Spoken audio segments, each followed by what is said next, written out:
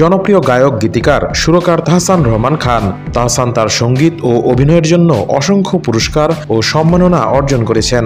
তিনি সমসাময়িক বাংলাদেশি বিনোদন জগতের একজন সফল এবং প্রভাবশালী ব্যক্তিত্ব হিসেবে পরিচিত। তাহসান মূলত তার গানের মাধ্যমে জনপ্রিয়তা অর্জন করেন। তিনি ব্ল্যাক নামক ব্যান্ডের সদস্য ছিলেন এবং এই ব্যান্ডের মাধ্যমেই তার সঙ্গীত জগতে প্রবেশ। তার প্রথম একক অ্যালবাম কথোপকথন ব্যাপক সাড়া ফেলে। এরপর সঙ্গীত প্রেমীদের উপহার দিয়েছেন অসংখ্য গান। এদিকে তাহসানের সঙ্গে জনপ্রিয় মেকওভার আর্টিস্ট রোজা আহমেদের বিবাহ বন্ধনে আবদ্ধের গুঞ্জন উঠেছে, যা নিয়ে নেটিজেনরা তাহসানকে দ্বিতীয় বিয়ের শুভেচ্ছা জানিয়েছে। বিয়ের বিষয়ে গণমাধ্যমে তাহসান বলেন, এ বিষয়ে সন্ধ্যায় বিস্তারিত জানাবো।